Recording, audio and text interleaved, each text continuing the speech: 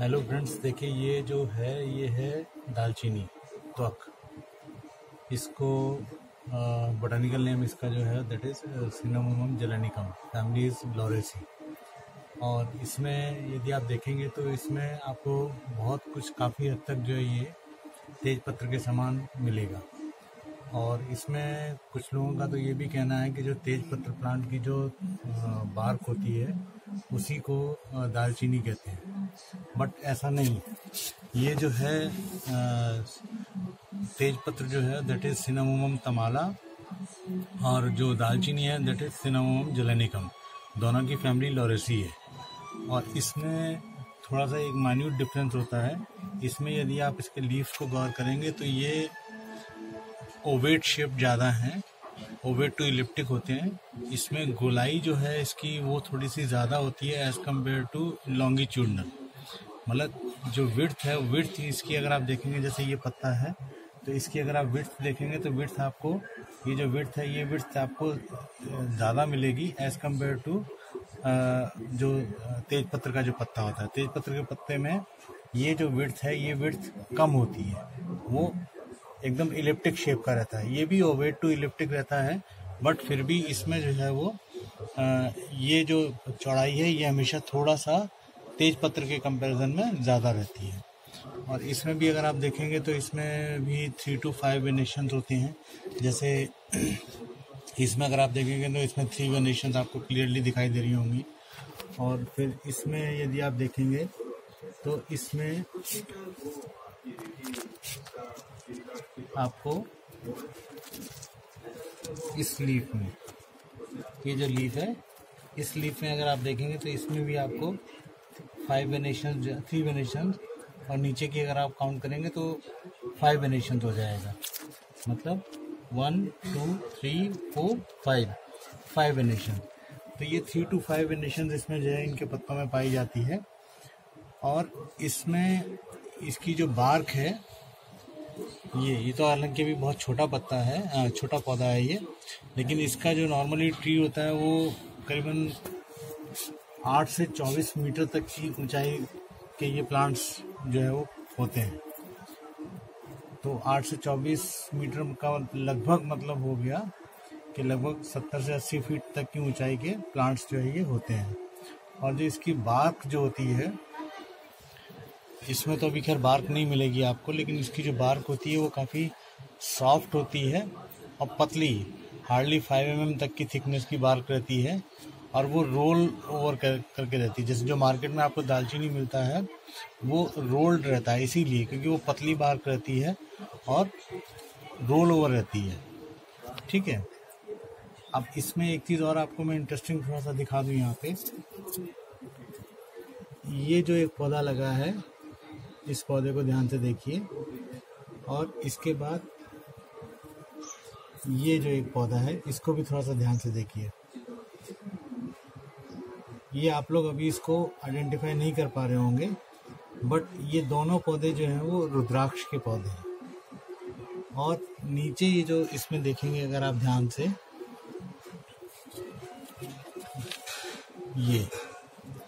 ये जो है ये रुद्राक्ष है जो हम लोग FRI से लेकर के आए थे। और यही रुद्राक्ष को ला करके हम लोगों ने ऐसे ही गमलों में छिड़क दिया था ये देखने के लिए कि क्या इनसे पौधे पनप सकते हैं। तो ईश्वर की कृपा से ये जो है दोनों के दोनों, ये भी रुद्राक्ष का पौधा है और ये भी रुद्राक्ष का पौधा है। एक पौधा और है छोटा सा, ये चांगेरी के बगल में है, ऑक्जेलिस कॉर्निकुलेटा। ये जो है दिस इज ऑक्जेलिस कॉर्निकुलेटा। इसके बगल में ये जो पौधा लग रहा है ये भी रुद्राक्ष का ही पौधा है। तो इस गमले में 3 और एक और देखिए छोटा सा पौधा एक और अभी आने वाला है। इसमें अगर आप देखेंगे तो ये देख रहे ना, ये भी रुद्राक्ष का एक पौधा जो है वो निकलने वाला है। और चांगेरी तो इसमें काफ़ी कुछ बहुत ज़्यादा मात्रा में लगी हुई है। तो ये तो अलग बात है। बैक टू दालचीनी। दालचीनी का ये मैंने आपको प्लांट का एक डिस्क्रिप्शन दिया। इसके जो लीव्स हैं वो आपको अपोजिट लीव्स मिलते हैं, सिंपल लीव्स हैं, अपोजिट लीव्स हैं, सब अपोजिट लीव्स भी होते हैं कभी कभी, मतलब एग्जैक्टली डायरेक्टली अपोजिट ना होकर के थोड़ा सा ऊपर नीचे भी रह सकते हैं, but most of the cases में अपोजिट लीव्स हैं। इसमें भी देखेंगे तो आप ये अपोजिट है, देन ये भी अपोजिट है, तो अपोजिट लीव्स इसमें मिलेंगे। और इसका जो लीव्स का जो ऊपर का जो सिरा है that is bright green in colour, है ना, ब्राइट ग्रीन इन कलर। और नीचे का अगर आप सरफेस देखेंगे तो वो थोड़ा सा डल ग्रीन इन कलर रहता है। तो ऊपर का आप देखिए ब्राइट ग्रीन शाइनी है ये, और इसके का अगर आप नीचे का देखेंगे अपोजिट करके तो that is dull green in colour and coriaceous leathery appearance का रहता है ये नीचे से, ठीक है, कोरेशियस लीव्स है ये दिस वन। और ऊपर आप देखेंगे तो ये एकदम bright green shiny green colour का जो है वो है। इसमें यदि आप देखेंगे इसको बार को थोड़ा सा बहुत ध्यान से देखेंगे यदि, तो इसमें छोटे छोटे वार्ड्स मतलब छोटे छोटे उभार इसमें जो है वो रहते हैं इसमें। जैसे ये तो अगर आप हाथ से उसको फील करके देखेंगे तो आपको छोटे छोटे उभार जैसे ये है, ये इस तरह के छोटे छोटे वार्ड्स टाइप के जो है उभार टाइप के ये आपको इसमें हमेशा दिखाई देंगे। और इसका कलर जैसे मैंने बताया वो रेडिश ब्राउन कलर इसका रहता है। और तोड़ने पे इसको मतलब इसमें स्मेल आती है, एरोमेटिक स्मेल इसमें रहती है, क्योंकि इसमें ऑयल भी रहता है, तो इस वजह से इसमें स्मेल जो है वो अच्छी खासी स्मेल इसमें आती है। और स्वाद में यदि इसको देखा जाए तो स्वाद में ये थोड़ा सा मतलब मधुर रहती है। इसमें अगर आप देखेंगे तो जो इसकी वैरायटीज़ हैं वो वैरायटीज़ जो हैं इसकी अपने शास्त्रों में जो है वो 3 तरह की बताई गई है। एक वैरायटी इसमें है जिसको हम लोग बोलते हैं भारतीय वैरायटी, दूसरा है चीनी वैरायटी और तीसरा है सिंगली वैरायटी। तो फ्रेंड्स, जैसे आज हम लोग जो चर्चा कर रहे हैं वो दालचीनी पर चर्चा कर रहे हैं। दालचीनी मतलब जिसको संस्कृत में त्वक के नाम से जाना जाता है, और हिंदी में हम लोग इसको दालचीनी बोलते हैं। बोटेनिकल नेम इसका जो है दैट इज सिनामोमम ज़ेलेनिकम, और फैमिली जो है इसकी वो कर्पूरादिगण या जिसको लॉरेसी फैमिली बोलते हैं, लॉरेसी फैमिली से ये बिलोंग करता है। अब इसका मैं थोड़ा सा आपको एक ब्रीफ आउटलाइन बता दूँ। इसका दालचीनी की यूजुअली 3 वेराइटीज़ मिलती हैं। पहली वैरायटी जो है वो है भारतीय या इंडियन वैरायटी, इंडियन दालचीनी या भारतीय दालचीनी। दूसरी जो है वो है चाइनीज़ दालचीनी या चीनी वैरायटी जो इसकी है, चीनी दालचीनी। और तीसरी जो इसकी वैरायटी है वो है सिंगली या श्रीलंका में पैदा होने वाली दालचीनी, जिसको सिंगली दालचीनी या सिलोनी दालचीनी भी बोला जाता है। और सबसे ज़्यादा जो उत्तम दालचीनी मानी जाती है वो सिलोनी दालचीनी, जो श्रीलंका में पैदा हुई दालचीनी है वही सबसे उत्तम मानी जाती है। गुणधर्म उसके जो है सबसे उत्तम कहे गए हैं। अब इसमें ये जो प्लांट है इसका दालचीनी का जो प्लांट है ये यूजुअली साउथ इंडिया में ही ज़्यादा अधिकतर पाया जाता है। और इसका मतलब ऑल ओवर वर्ल्ड में इसके 2 ही कंट्रीज़ हैं जो कि ऑल ओवर वर्ल्ड की सप्लाई को कंट्रोल करते हैं। उसमें एक तो श्रीलंका है, दूसरा एक और देश है सेशल्स जिसको बोलते हैं हम लोग। तो सेशल्स और श्रीलंका जो है यही 2 कंट्रीज़ हैं जो कि पूरे वर्ल्ड की दालचीनी की सप्लाई को कंट्रोल करते हैं और नियंत्रित करते हैं। और इसमें भी जो श्रीलंका जो है वो it plays about 20 to 30% part in that, and बाकी जो पार्ट है अबाउट 70 to 80% पार्ट जो है वो सेशल्स देश से जो है इसकी दालचीनी का जो है वो गवर्न करता है। और इसमें भी सिंगली दालचीनी या जो सिलोनी दालचीनी है, जो श्रीलंका में जो दालचीनी उत्पन्न होती है उसको श्रेष्ठ माना जाता है। उसको भारतीय दालचीनी के विषय में ये कहा जाता है कि जो तेज पत्र है जिसको सिनामोम तमाल हम लोग बोलते हैं, सिनामोम तमाल का त्वक जो है उसकी जो बार्क है उसी को दालचीनी के नाम से ग्रहण करते हैं, जैसा मैं पहले भी आपको बता चुका हूँ। इसमें जैसे मैंने बताया कि भारतीय दालचीनी जो होती है उसको सिनामोम तमाल के त्वक से ग्रहण किया जाता है, और जो चाइनीज़ दालचीनी जो है उसका नाम है सिनामोम कैशिया, उससे ग्रहण करते हैं। और जो सिंगली या सिलोनी दालचीनी है वो सिनामोम ज़ेलेनिका है, और वही उत्तम वैरायटी की दालचीनी मानी गई है। तो आज हम लोग जो डिस्क्रिप्शन पढ़ेंगे या जो डिस्क्रिप्शन देखेंगे वो है सिनामोम ज़ेलेनिका का। तो ये तो 3 वैरायटीज़ की बात हुई इसमें। और इसमें जो इसका प्लांट है, जैसे मैंने आपको पहले ही बताया था कि 60 से 70 फीट करीबन ऊंचाई का ये प्लांट रहता है। और लीव्स के बारे में डिस्क्रिप्शन में पहले आपको वीडियो में बता ही चुका हूँ। सूखी हुई दालचीनी के बारे में भी डिस्क्रिप्शन मैंने आपको बता दिया है। अब यदि इसके बेसोनिम पे हम लोग बात करें तो जो निरुक्ति इसकी है, निरुक्ति में यदि देखा जाए तो दालचीनी का जो वर्णन आता है वो है जो इसकी बेसोनिम की बात आती है, इसकी निरुक्ति की है, तो दालचीनी का जो निरुक्ति है वो है दारुणी सीता शर्करेव, मतलब जो शर्करा की भांति मधुर रस प्रदान होती है उसको जो है दालचीनी कहा गया है। दूसरा इसका एक और निरुक्ति है वो है प्रशस्ता त्वक, मतलब जिसकी त्वक जो है वो काफ़ी प्रशस्त और कई रोगों में काम आए, इसीलिए इसका नाम पड़ा है दालचीनी। और इसके अब जो पर्याय हैं, पर्याय में यदि देखा जाए तो इसके बहुत सारे पर्याय इसके गुण धर्म को लेकर के, इसकी चूंकि त्वचा यूज होती है तो इसके आधार पे इसके काफ़ी सारे पर्याय जो है वो अपने शास्त्रों में बताए गए हैं। उसमें से कुछ जो इम्पोर्टेंट पर्याय हैं वो मैं आपको बता देता हूँ। पहला जैसे इसका एक पर्याय है बहुगंधम। बहुगंधम मतलब जिसकी गंध जो है वो तीक्ष्ण गंध और एरोमेटिक स्मेल होती है इसमें, तो इसी वजह से इसका नाम पड़ा बहुगंधम। दूसरा एक इसका पर्याय है भृंगा, भृंग। तो भृंग क्यों बोलते हैं? बिकॉज ये काफ़ी ब्रिटल होती है, मतलब बहुत आसानी से सॉफ्ट होती है और बहुत आसानी से टूट सकती है ये। और दूसरा इसमें स्मेल भी काफ़ी तेज होती है, तो इस वजह से भी इसका नाम पड़ा भृंग। जैसे भंवरा होता है ना, तो वो स्मेल के पास ही जाता है, वो एरोमेटिक स्मेल के पास ही जाता है, तो इसी तरह इसीलिए इसका नाम पड़ा भृंग। दूसरा इसका नाम है चर्मनामा।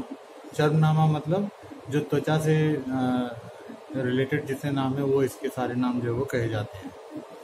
और एक इसका नाम है चोचम। चोचम इसलिए कहते हैं क्योंकि इसका जो बार्क है वो काफ़ी यूजफुल है, काफ़ी डिजीज में इसको प्रयोग करते हैं हम लोग, इसीलिए इसका नाम पड़ा चोचम।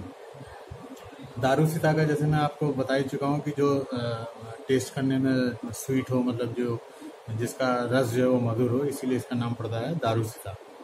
गुड़ त्वक भी इसीलिए इसका नाम पड़ता है। और स्वादी है, तनु त्वक है, त्वक सादी है, उत्कटम है, ये सारे नाम इनके इसकी स्मेल को लेकर के ही सारे नाम इसके जो है वो बताए गए हैं इसके। अब इसमें एक इसका एक और पर्याय है मुख शोधनम। अब चूंकि हम सब लोग जानते हैं कि मुखवास के लिए इसका प्रयोग जो है दालचीनी का जो है, जिनको मतलब बैड स्मेल की प्रॉब्लम होती है या हेरिटोसिस की प्रॉब्लम होती है, मतलब जिसके मुंह से स्मेल आती है, तो वहाँ पे जो है दालचीनी का प्रयोग जो है वो कराते हैं, तो इसलिए भी इसका एक इसी आधार पे इसका एक नाम पड़ा है मुक्षोधनम। अब इसका जहाँ तक गण की बात है तो आचार्य चरक ने इसको किसी गण में नहीं रखा है। हालांकि आचार्य चरक ने इसका जो वर्णन है वो जो राजक्षमा का जब वो प्रकरण बताते हैं, राजक्षमा चिकित्सा का जब वो प्रकरण बताते हैं, तो उसमें दालचीनी का वर्णन आया है और उन्होंने राजक्षमा के प्रकरण में ही इसका उपयोग भी बताया है इसमें। आचार्य सुश्रुत ने इसको एलादी गण के अंदर में जो है वो रखा है, और महाप्रकाश निघंटू में इसको कर्पूरादि वर्ग के अंतर्गत इसको रखा गया है। तो ये इसके मतलब वर्गीकरण के हिसाब से यदि देखा जाए तो मॉर्फोलॉजिकल कैरेक्टर्स में आपको इसके पहले वाले जब मैं आपको लाइव वीडियो दिखा रहा था उसमें मैं आपको सब बता ही चुका हूँ। इसके रस पंचक पे यदि हम बात करें तो रस पंचक की यदि हम लोग बात करें तो इसका रस, जैसे मैं अभी बता रहा था कि इसका रस जो है वो कटु तिक्त और मधुर है, मधुर थोड़ा सा प्रधान रस है इसमें। और गुण जो है इसका वो लघु रूप तीक्ष्ण गुण है इसका। विपाक मधुर है और वीर्य इसका जो है वो उष्ण वीर्य बताया गया है इसको। दोष कर्म के हिसाब से यदि हम इसको देखते हैं तो ये वात पित्तनाशक औषधियों में इसकी गणना की जाती है। और अन्य कर्म में यदि इसका देखा जाए तो चूंकि सुगंधित द्रव्य है तो मतलब मुख की दुर्गंध नाशन के लिए इसका प्रयोग होता है। प्लस कास, श्वास, राजक्षमा, इन सब में पीनस, इन सब में इसका यूज़ करते हैं। दूसरा और भी बहुत सारे इसके अन्य कर्म है, जैसे शुक्र जनन है, बल्य है, वातानुलोमक है, दीपन है, पाचन है, और चूंकि उष्ण वीर्य है इसका, और उत्तेजक है, गर्भाशय उत्तेजक है, गर्भाशय में उत्तेजना पैदा करता है ये। और शोणित स्थापन भी इसका जो है कर्म बताया गया है। तो ये सारे इसके जो है वो मुख्य कर्म हैं इसके। अब इसमें एक चीज़ जो ध्यान देने वाली बात है वो ये है कि जो इसका केमिकल कंपोजिशन है उसमें जो त्वक है उसमें एक एल्डिहाइड पाया जाता है जिसको हम लोग बोलते हैं सिनेमिक एल्डिहाइड। और ये जो सिनेमिक एल्डिहाइड है ये इसका जो वर्क है वो मुख्यतः इन्फ्लुएंजा वायरस में या ट्यूबरकुलोसिस में या जो भी इस तरह की मतलब एंटीबैक्टीरियल एक्टिविटी है उसके ऊपर भी इसका काफ़ी प्रभाव जो है वो पाया गया है। और इसके जो पत्ते जो होते हैं दालचीनी के, जो जैसे मैं आपको बाहर दिखा रहा था, पत्तों में इसके जो है वो यूजिनॉल पाया जाता है। तो अब लोग क्या करते हैं कि चूंकि इसकी जो एक्टिविटी है वो सिनेमिक एल्डिहाइड की वजह से इसकी एक्टिविटी मानी जाती है, तो चूंकि ये काफ़ी कॉस्टली भी आता है ये, और इसका जो ऑयल होता है उसमें सिनेमिक एल्डिहाइड ज़्यादा मात्रा में होता है, अबाउट 7 to 10% के आसपास जो है वो सिनेमिक एल्डिहाइड पाया जाता है उसमें। और सिनेमिक एल्डिहाइड की एक्टिविटी ज़्यादा होती है चूँकि कॉस्टली भी है ये, तो उसमें लोग इसका अडल्ट्रेशन करते हैं। और अडल्ट्रेशन क्या करते हैं कि अडल्ट्रेशन उसमें अधिकतर दालचीनी के पत्तों का ही अडल्ट्रेशन किया जाता है। मतलब जो दालचीनी का तेल निकलेगा, जो त्वक का जो तेल निकलेगा, उसी में पत्तों से निकले हुए तेल का अडल्ट्रेशन किया जाता है। तो इस तरह का जो अडल्ट्रेशन होगा तो उसमें जो है वो यूजिनॉल की मात्रा ज़्यादा पाई जाएगी, ना कि सिनेमिक एल्डिहाइड की। तो उससे हम लोग आइडिया लगा सकते हैं, अगर दालचीनी का तेल कोई मार्केट में मिल रहा है और उसमें यूजिनॉल की मात्रा यदि ज़्यादा है तो इसका मतलब उसमें लीव्स का अडल्ट्रेशन जो है वो उसमें किया गया है। और यदि उसमें सिनेमिक एल्डिहाइड की मात्रा अगर यदि ज़्यादा है तो दैट मीन्स कि वो ओरिजिनल दालचीनी का जो तेल है वो है, और वो काफ़ी कॉस्टली भी तेल जो है वो मिलता है। यदि इसके आमयिक प्रयोग की हम लोग बात करें तो ये जो है दीपन पाचन में भी इसका प्रयोग किया जाता है, और इसका प्रयोग दंतशूल में भी किया जाता है, इसका प्रयोग उदरशूल में भी किया जाता है। और सबसे अधिक जो इसका प्रयोग है वो है, आप लोगों ने सबने नाम सुना होगा, एक आयुर्वेद की बड़ी प्रसिद्ध औषधि है सीतोपलादी चूर्ण। सीतोपलादी चूर्ण में दालचीनी मतलब दालचीनी का योग है ये। और सीतोपलादी चूर्ण का जो वर्णन है वो राजक्ष्मा प्रकरण में आचार्य चरक ने दिया भी है उसका। और समझ लीजिए कि ये इतना महत्वपूर्ण योग है कि इसको राजक्ष्मा के अलावा जो कास है या श्वास है उसमें दोनों में ही इसका वर्णन, दोनों में ही इसका यूज जो वो करते हैं इसमें। और सीतोपलादी में जैसे आप लोगों ने जाना होगा कि जो इसके और अन्य घटक हैं उसमें जैसे तोगक्षीरी है, दालचीनी है, एला है, पिपली है, मंशलोचन है, सीता मिश्री है, ये सारे के सारे उसमें जो है घटक उसमें पाए जाते हैं। और उत्तरोत्तर दुगनी मात्रा में जो है उनका सबका सम्मिश्रण जो है उसमें सीतोपलादी चूर्ण में जो किया जाता है। और यदि इसको दीपन पाचन में यदि इसका प्रयोग करना है तो दीपन पाचन के लिए दालचीनी क्वाथ का प्रयोग भी कर सकते हैं, दालचीनी चूर्ण का प्रयोग भी कर सकते हैं। इसमें एक अच्छा इसका उपयोग वो ये है कि जो ट्यूबरकुलर अल्सर्स जो होते हैं, ट्यूबरकुलर अल्सर मतलब जैसे अब तो रेयर है लेकिन फिर भी कभी कभी पेशेंट इस तरह के देखने को मिल जाते हैं जिनको कि वुंड हो, मतलब एक्सटर्नल वुंड्स हो और उसमें ट्यूबरकुलर बेसिलाई का इन्फेक्शन हो जाए तो उसकी वजह से वो नॉन हीलिंग अल्सर का रूप ले लेता है। तो जो ट्यूबरकुलर अल्सर्स जो होते हैं वो नॉन हीलिंग होते हैं, और जब उनका कल्चर वगैरह कराया जाता है, पस कल्चर वगैरह कराया जाता है, तो नॉर्मली उसमें पस जो है वो स्टेराइल आता है। और ट्यूबरकुलर अल्सर्स में नॉन हीलिंग चूँकि होते हैं, काफ़ी समय तक उनका घाव जो भरता नहीं है, तो उसमें जो है दालचीनी के तेल की ड्रेसिंग जो है वो काफ़ी उपयोगी पाई गई है। क्योंकि ये ट्यूबरकुलर बेसिलाई के ऊपर इसका एक्शन भी है, तो इसीलिए इसको जो है वो ट्यूबरकुलर वुंड्स पे या ट्यूबरकुलर अल्सर्स में इसका प्रयोग जो है वो किया जाता है। एक लूता विष मतलब जो मकड़ी जिसको हम लोग कहते हैं, मकड़ी के काटने से जो उत्पन्न विष होता है, तो लूता विष में इसका प्रयोग जो है वो दालचीनी चूर्ण का प्रयोग जो शुंठी के साथ में कराया जाता है। दालचीनी चूर्ण और शुंठी दोनों को समान मात्रा में लेकर के उष्णोदक मतलब गर्म पानी के साथ जो प्रयोग करने से लूता विष जो है वो शांत हो जाता है, या लूता विष का जो है निवारण हो जाता है। उदरशूल में दालचीनी का प्रयोग, आप दालचीनी क्वाथ का प्रयोग आप करा सकते हैं, दालचीनी चूर्ण का प्रयोग आप करा सकते हैं, उसे दीपन पाचन और उदरशूल तीनों नाश होगा। दंत शूल, जिनको कैविटी की प्रॉब्लम होती है, जिनको डेंटल केरीज की प्रॉब्लम है, डेंटल केरीज में जैसे लौंग का तेल तो आप सब लोग जानते हैं कि लौंग के तेल का प्रयोग होता है। और उसके अलावा दालचीनी के ऑयल, जो मतलब दालचीनी का जो ऑयल होता है, दालचीनी का तेल जो होता है, उसको भी लौंग के तेल की तरह ही कैविटी में, डेंटल केरीज में यूज़ करते हैं। कॉटन जो है वो डिप कर लेते हैं तेल के अंदर, और जहाँ कैविटी है उसमें कैविटी में उसको भर करके रख देते हैं। तो because of the eugenol and because of the cinnamic aldehyde, दोनों की वजह से डेंटल केरीज में जो है वो फ़ायदा होता है। और मुख श्वास के लिए, जैसा मैंने आपको बताया कि हेलिटोसिस की जिनको प्रॉब्लम होती है, तो उनको दालचीनी का थोड़ा सा टुकड़ा दे करके बोल दिया जाए चबाने के लिए, तो उसमें काफ़ी जो बैड स्मेल है, फाउल स्मेल जो आती है मुंह से, वो उनकी काफ़ी कुछ हद तक ठीक हो जाती है। एक इसका प्रयोग और है जिसको हम लोग बोलते हैं कि ब्लेमिशेस होते हैं, या जिसको झाई बोला जाता है, झाई जिन लोगों को होती है, तो वहाँ पे जो है इसका दालचीनी का चूर्ण जो है वो लेकर के उसका लेप करना चाहिए।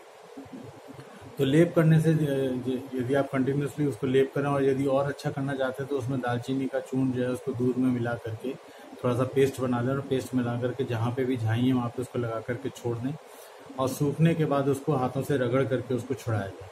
और उसके बाद फिर कोई सोप वगैरह का या साबुन वगैरह का इस्तेमाल जो है उसमें नहीं करना चाहिए। तो इस तरह से अगर आप लॉन्ग ड्यूरेशन तक इसका अगर आप उपयोग करेंगे तो जो झाई हैं या जो ब्लेमिशेस हैं वो काफ़ी कुछ हद तक जो है वो ठीक होने लगते हैं।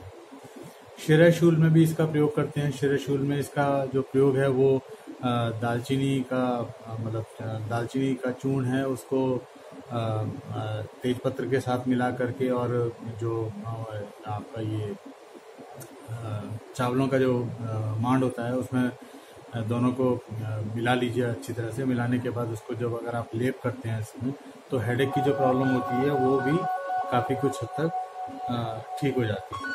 तो इसका जो मुख्य योग है वो योग इसका जो है वो सीतोपलादी चूर्ण का है, उसी से इसकी महत्ता समझी जा सकती है। अन्य योग जो इसके हैं वो और हैं, बहुत सारे हैं, उसका आप चाहें तो उसको आप नोट कर सकते हैं।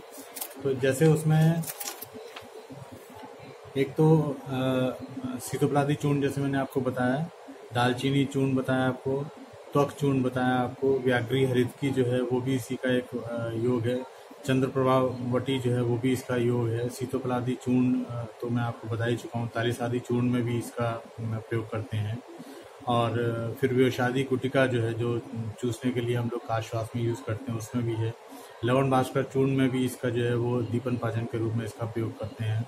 इरीमेद आदि तेल में भी दालचीनी का उपयोग जो है वो किया जाता है। चंदन आदि तेल में भी इसका प्रयोग किया जाता है। एक चीज़ और मैं आपको आमेक प्रयोग में थोड़ा सा इसका बता दूं कि जिन लोगों को जीभ से टेस्ट नहीं आता, जैसे आप लोगों ने अक्सर देखा होगा कि प्रोलॉन्ग फीवर के बाद, या जिन लोगों को विटामिन बी की डेफिशिएंसी होती है, या प्रोलॉन्ग एंटीबायोटिक यूज़ करने के बाद कुछ लोगों को एनोरेक्सिया की प्रॉब्लम होने लगती है, मतलब भूख नहीं लगती है, और दूसरा उनको जीभ से कोई टेस्ट भी नहीं आता है उनको। तो ऐसे केसेस में आप पेशेंट को जो है वो दालचीनी का थोड़ा सा टुकड़ा जो है उसको बोलिए कि मुंह में रख करके उसको बराबर जो है वो चूसता रहे। तो जब वो चूसता रहेगा धीरे धीरे करके, उसका जो ये जो सेंसेशन लॉस जो होता है वो भी प्रॉपर ढंग से उसका ठीक हो जाएगा। और दूसरा जो चूंकि दीपन पाचन का कर्म है इसका, तो उसकी वजह से पेशेंट का जो एनोरेक्सिया है वो भी काफ़ी कुछ हद तक इसको पेशेंट को जो है वो रिलीफ मिलेगा इसमें। प्रेग्नेंट वुमेन में दालचीनी का प्रयोग थोड़ा कम करना चाहिए, संभाल के करना चाहिए, क्योंकि ये गर्भाशय उत्तेजक है, उसको नहीं किया जाता है। हाँ, लास्ट ट्रिमेस्टर में जहाँ पे कि अगर किसी लेडीज़ को पेन नहीं आ रहे हैं या पेन कम आ रहे हैं, तो वहाँ पे पेन को बढ़ाने के लिए दालचीनी का उपयोग करते हैं। उसमें दालचीनी क्वाथ का उपयोग किया जाता है, और वहाँ पे उसको जो है वो यूज़ हम लोग कर सकते हैं। तो ये सब इसके आमयिक प्रयोग हुए। प्रयोजांग के बारे में जैसे बताया, तो वो त्वक है, बार्क जो इसकी वो है, प्रयोजांग के रूप में यूज़ की जाती है। और मात्रा के विषय में यदि बताया जाए तो मात्रा इसकी जो चूर्ण की मात्रा जो है वो 1 से 3 ग्राम की मात्रा है। और क्वाथ यदि लेना है तो वही 50 से 100 ml के आसपास का इसका क्वाथ की मात्रा है। और यदि तेल की मात्रा इसकी यूज़ करनी है तो वो 3 से 4 बूंद की मात्रा जो है वो तेल की यूज़ करनी चाहिए। ये इसके जो है वो आमयिक प्रयोग, प्रयोजांग और कुछ योग वगैरह जो है मैंने आपको बताया। तो अब मैं इस पे इतने पे ही मैं इसको समाप्त करना चाहूँगा, और आप लोगों का यदि कोई क्वेरीज हो तो कृपया ज़रूर पूछें। Thank you.